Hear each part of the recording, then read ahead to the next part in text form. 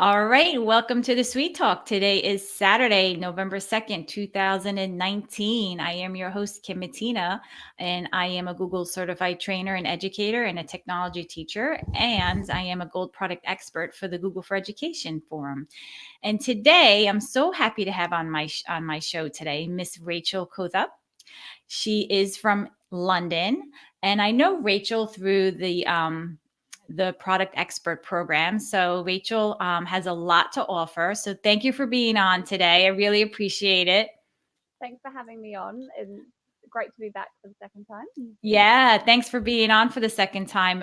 And then last time, so much from for you has changed. I know you are the head of a digital learning in Co-op Prep School in London.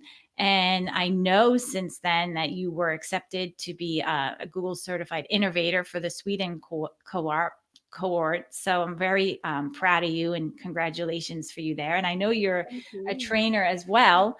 But why don't you tell us a little bit more about yourself and what you do, and just introduce yourself. Yeah, so I'm Rachel. I'm originally from Australia. I was a classroom teacher there for 2 years, where I started my passion for integrating technology into the classroom. And then I moved to London to take on the role of a computing teacher, and then sort of branched out there to developing the digital curriculum in two schools in London. I'm also a Brain Pop certified educator and a Seesaw ambassador. And yeah, I just love using technology and learning about lots of new apps to use in the classroom. Yeah, and it's nice to be able to connect to people that have the same passion as yourself because you get to share and learn and grow. So it's always nice to have the same guests on multiple times because from the last time you've done so many more things and you explored many more apps out there and shared more. So I'm just glad that you're able to be on and share here as well. So I know today you're going to be talking about internet safety and how students can be safe online and make wise decisions on their online behavior. So why don't you tell us a little bit about that and what you use to teach your students that curriculum? Yeah, so one of the things that I really struggled with was that I found that internet safety and digital citizenship and all the different terms that come about are very boring, and they're very dull. And it's a lot of teacher authority to sort of deliver the content because the students have a lot of misconceptions about how to stay safe online. And a lot of parents, what we're seeing is that they are sharing these messages with their children that the internet's a bad place and there's bad people and all the information's not true and you can't be safe when you go on and use certain apps. So there's a lot of stigma around internet safety. And one of the things that I really wanted to do was to be able to deliver it in a fun way and a way that would be relevant to my students, but also engaging, allowed them to discuss. Um, and that was when I happened to come across the Internet Legends when I was doing some research.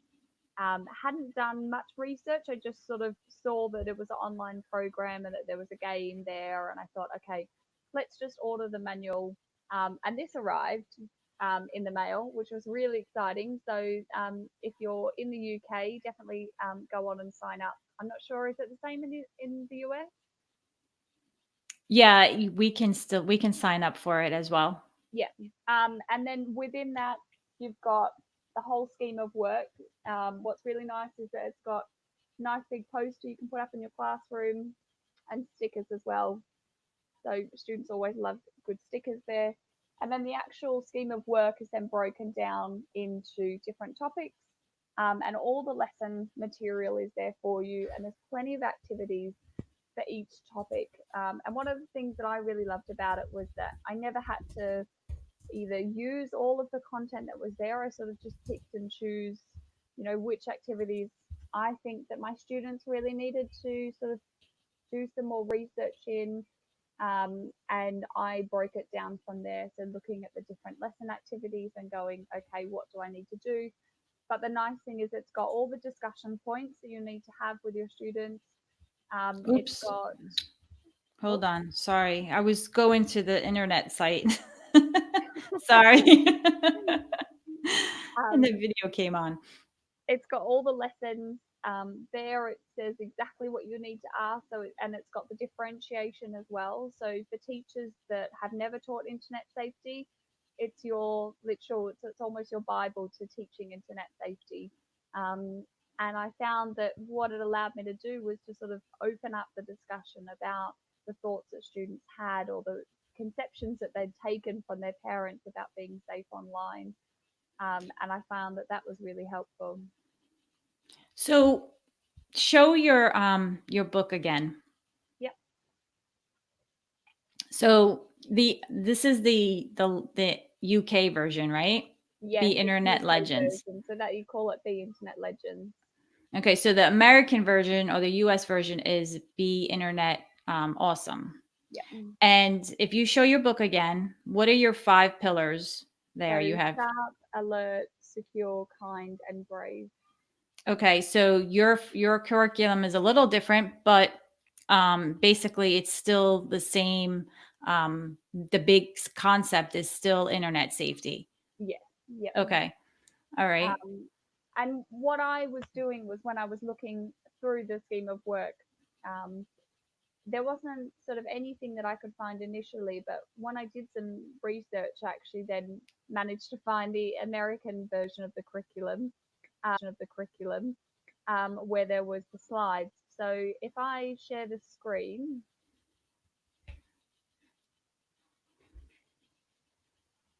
um,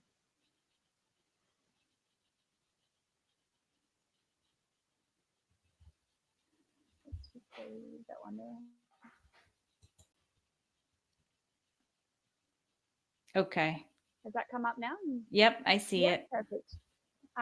So what I managed to find was that there were the slides available. So this is actually the UK curriculum. Let's go on. So if I go back for a second and go on to Be Internet Awesome, which is this top one that comes up when I Google Be Internet Awesome. What I actually found was the Be Internet Awesome slides. And this was the key thing that I used when I was teaching it for the first time. So when I was teaching the Be Internet Legends for the first time, I actually started using these. And what all I did was I went through the scheme of work and looked at what were the key areas that it was focusing on, and then adapted the slides that were in here.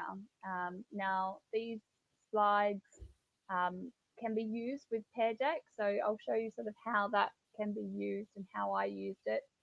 But you'll see that there's all of the different areas there. And when I click on to one of them to open it up, you'll see that they've got several different activities for that topic. Now, in my school, we were quite limited to actually being able to deliver this. And I think I had about 6 weeks to deliver sort of an internet safety unit. So I just sort of either combined the slides together. So I'd maybe do activities 1 to 4 in one lesson. And then some weeks I would go, actually, my students don't have a good understanding, so I want to work through each and every lesson that's there. But when I So click, these activities are basically the slides. yes, it is, yeah. So if I click onto one of them, and this will then open up to Pear Deck, because I'm signed in with Pear Deck. If you're not, then you can just install the Pear Deck add-on and work from there. But what's really nice, so if I just copy that over, it'll get me to make a copy of it.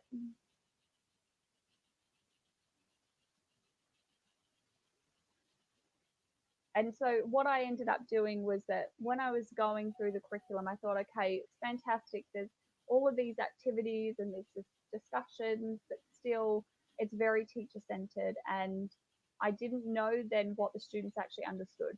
So when we were talking about what does it mean to not share your password, or what does it mean when we see negative comments online, and how do we actually stand up to others? I didn't know whether every student in my class understood it. So what the Pear Deck allowed me to do was to actually get instant feedback from all of the students in my class, while delivering sort of a more dry content through the Be Internet Legends, Be Internet Awesome. Um, and with Pear Deck, it meant that if suddenly I was working with the students and they gave me the answer, I wouldn't just wait until the end. If they sort of had given me maybe 2 or 3 words that really told me that they knew what I was talking about, I could just skip over. So it meant that when I was teaching, I was able to deliver internet safety that was not only relevant, but it was also, I wasn't delivering content that they already knew and understood. So I'm going to show you now the slides that are there.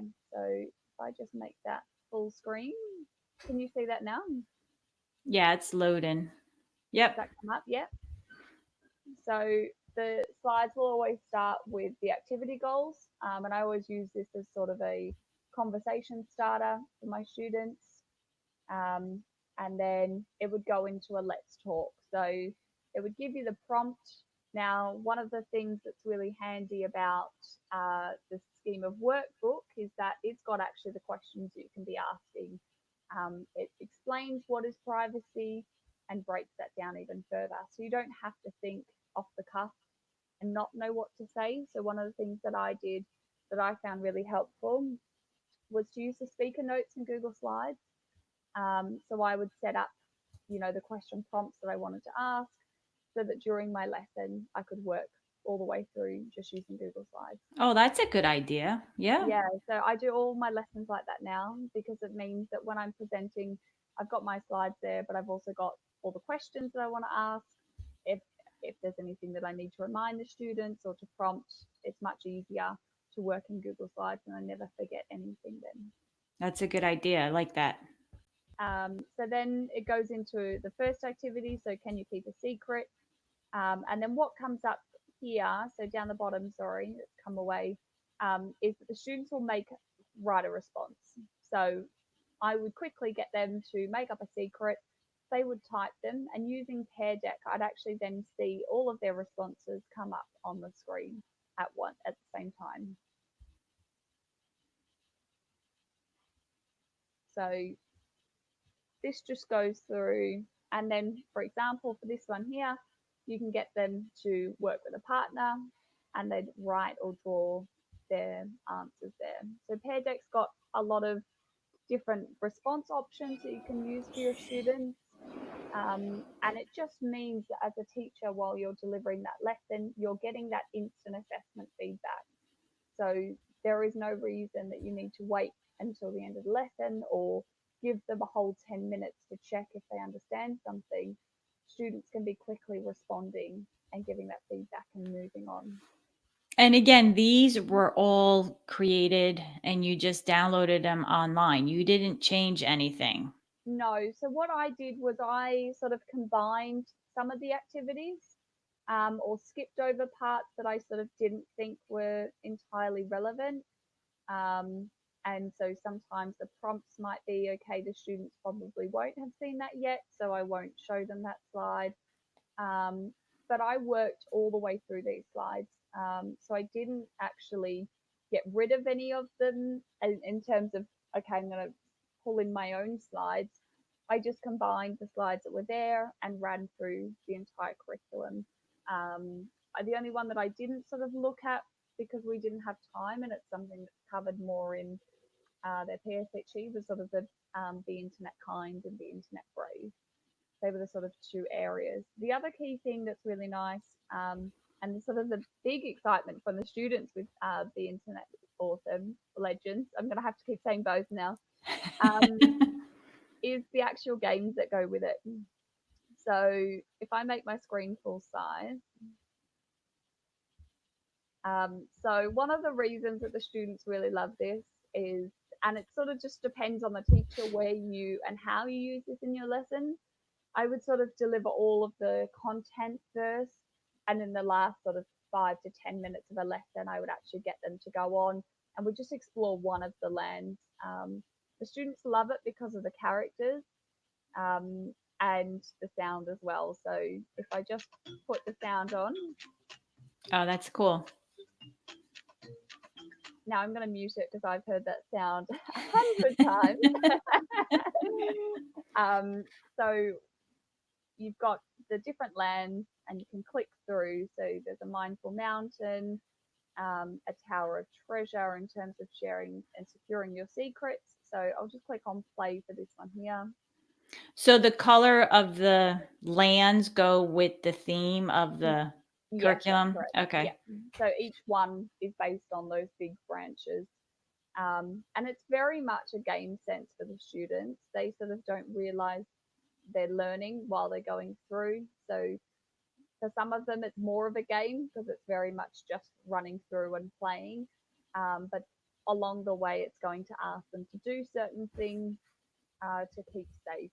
So my students absolutely loved this, and every week that I would come in, they said, "When are we going to play the game? When are we going to play the game?" Because that was all that they were looking forward to. So you can see, just go really quickly. So, oh, just missed my, not as good as the students. So first one, obviously need to play games more. Yeah, right.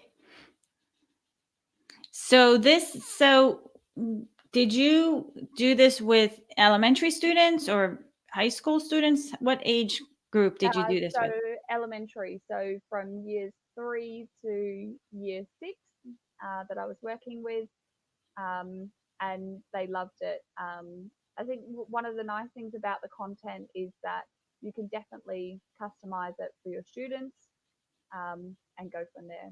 So I mean, do you think that this would be good for middle school, I think so. 7th and I 8th think grade? probably not the game, so I probably wouldn't use the game as such. But in terms of the activities that are there, definitely, because it's content that's still relevant for them and still really meaningful for them to actually be going through. And what I know about high that school? Like, what so do you think? even yeah, so even so 7 and 8, I think the content that's there is really important, especially things like, you know, falling for fake. So if I just go into one of these here, the content that's there is so important for the students, and they're not used to recognizing, you know, things that are fake on the internet, and they are so quick. So, and one of the great things about it is that as a teacher, because they're in Google Slides, you can just copy the slides that you need, even if it was just that you decide, okay, actually, we're not going to get the students to respond. Maybe we're just going to talk about 3 of the different activities that are there, um, and go from there. So for this one, you know, recognize the online audience might be bigger than you think. So there's definitely content in there that you could do with older students. That's good to know because, I think it's important to teach even high schoolers, this content as well. Even though they're a little bit older, they may have a little bit more common sense or maturity, but Yeah. it's always good to reinforce these skills, or these topics to them as well. Now, when do you teach this? Like, do you teach this in your own technology class, or do you push it into like the media center or into like an ELA class? So when I started, I was delivering it in my computing lessons. So it was part of what they were doing as a computer, you know, internet safety, start to getting onto the computers. But we ended up introducing Be Internet Kinder, Be Internet Brave into our PSHE. Um, so I think it's definitely just dependent on your school and sort of how they set up internet safety. Some people integrate it really well into other aspects of it. And I think because of the way that the curriculum is done, it's very easy for teachers to just get on and do it from there.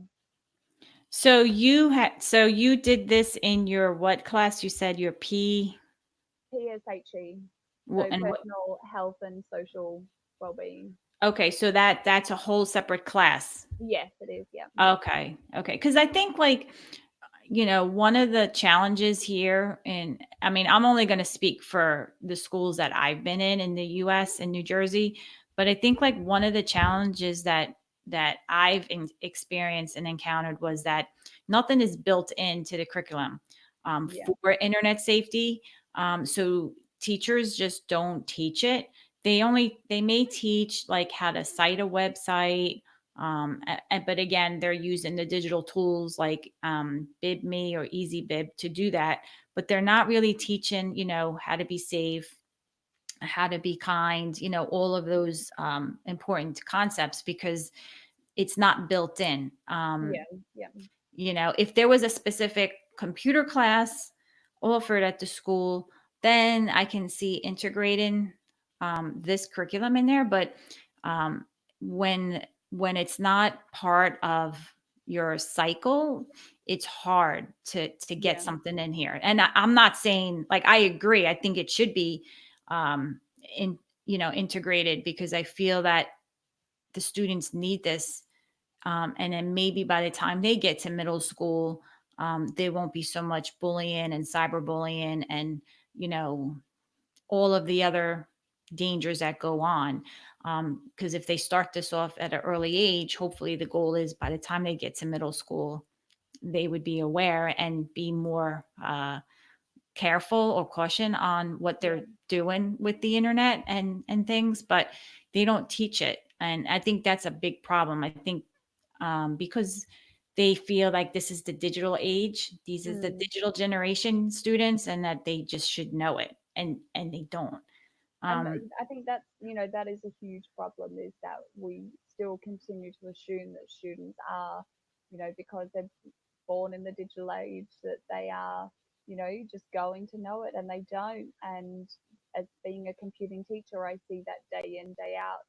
Our students are very showy and pretend that they know how to do a lot of things, but essentially the only things that they really know how to do is to get onto YouTube and to open up an app. But in terms of their tech skills, that's where they really fall behind. And I think when it comes to internet safety and actually being able to use the internet how we want them to effectively and to be able to collaborate, they really need to have a strong understanding. And one of the reasons that I wanted to share the Internet Legends on the Sweet Talk today was that it's just so easy to pick up. I'd never taught internet safety before. I'd picked up, lessons that had been left behind, and all I could think was, they're just we're just watching a video of two children, a little cartoon animation of two children playing a game, and some stranger randomly joins their game and starts talking to them. And we're far beyond that now. Technology's come a long way from it just being someone that's going to contact you online. And because everything is in this manual, it's got all your questions you need to ask. It's got your differentiation. you know there's nothing there. It's got the game element as well, so to bring that gamification, which students love and engage with. And what I'd always do is, after they'd played the game, I'd feed back and find out, okay, what are their thoughts now, and what are they going to do differently. um, Yeah, I like that. And I went to, like we were talking before the show went live. I recently went to a digital EDU summit at the Google headquarters in New York, and it was basically a summit about CS First, Be Internet Awesome, and Applied Digital Skills. And I think CS First, out of all three of them, is more of the front runner of people being aware yeah. of that curriculum, but Applied Digital Skills and Be Internet Awesome isn't. And the US version of Be Internet Legends is called Be Internet Awesome, and it's basically it uses the same um, Google Slides. It uses Pear Deck to interact with the students to see what they know about the content along the way while you're presenting. But it's really, when I went up there, everything was done. Like you said, Yeah. I didn't have to revise anything. And if I didn't want to teach that, I just skipped it, Yeah. and everything was Exactly. presented very easily. They did a nice job with Pear Deck to integrate the concept and the material, to make it engaging for both the teachers and the students. And it's funny because one of the exercises that the presenter asked the attendees to do was, what is a good digital citizen? What Yeah. traits make up a good digital citizen? So us as educators had to work together in groups and come up with different traits. Like, what do you think makes a good digital citizen? And for you to sit there and think about it, we all know to be safe and be kind and report abuse and this and that, but sometimes we think things a little bit too much. Like we Mm, think that it's more difficult than it really is, and it's not. It's more common sense. And to sit there and try to think and work with other people, it was a really good activity because you got different perspectives of what people thought was a good digital citizen. yeah. So And it was. Go ahead.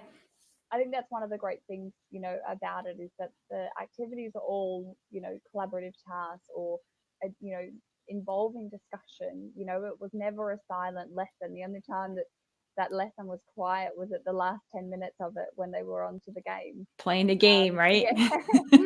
But every other moment involves discussion. It involves collaborating, working together, trying to solve it.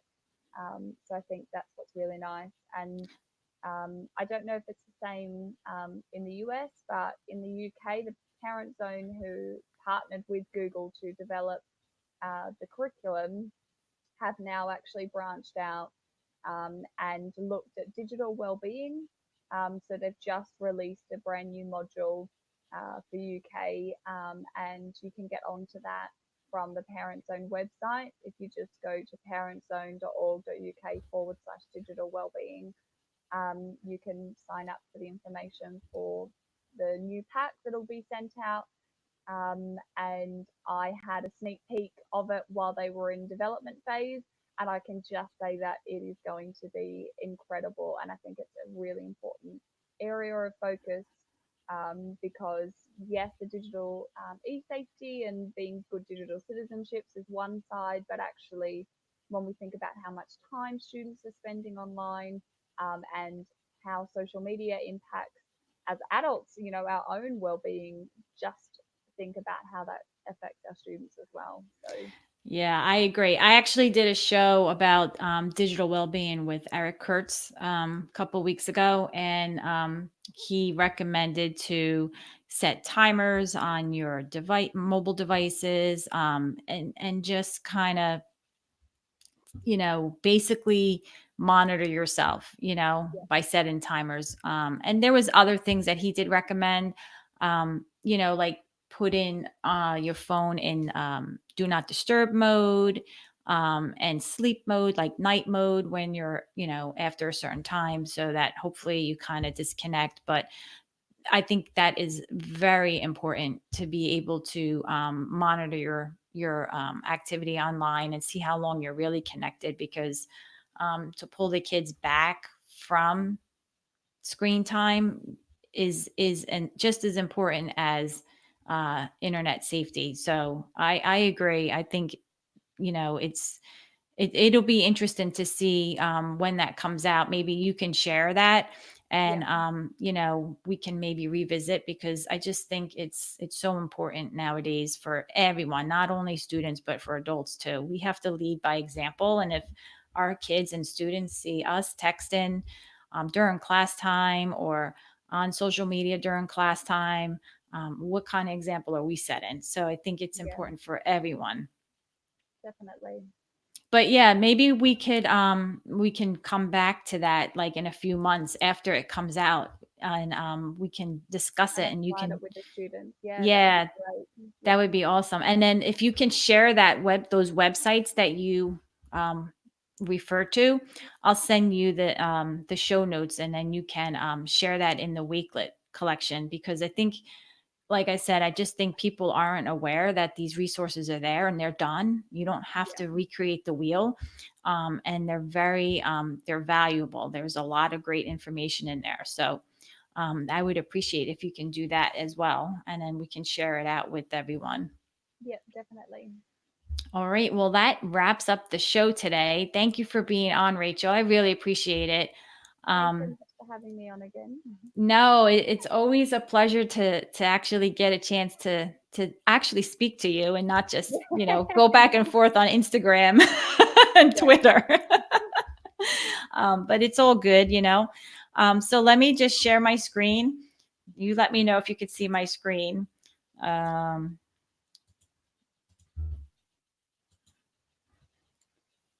can you see Yep. my screen? Yep. Okay. So if you would like to see, if you want to see any information about the Sweet Talk, you can go to thesweettalk.com. That's the SUITE talk.com. And you can subscribe to my YouTube channel, join my Facebook group, subscribe to my newsletter. And the Sweet Talk is also on Spotify, Podbean, Apple Podcasts, Google Play Music, and Google Podcasts. This episode will be available in a little while. It'll be on the homepage. And if you would like to be a guest on my show, you can fill out the guest inquiry form and just fill it out, and I'll get back to you as soon as I can. Right now, I can't believe it. I'm scheduling for February and March of 2020. I'm so excited. But if you'd like to see any past episodes, you can go to the episode and podcast list, and all of the past episodes will be displayed here on this page. And you can check out the YouTube episode and the show notes for that topic as well. And that is basically it. Let me go back and I'm back, right? Can you see me? Yep. You're back. All right. See, this tool is really easy. The StreamYard. I'm so thankful that I found it. My friend actually, Chris Nessie, recommended it to me, and I fell in love with it right away. So I'm so thankful that this app is available because it's really easy to It use. is really easy. Yeah, it's so easy. So, um, with that said, just shout out again to Chris Nessie and StreamYard. And I am going to wrap up the show. So thanks for sharing, and I'll see you next time. Have a great day. Thanks, guys. Bye.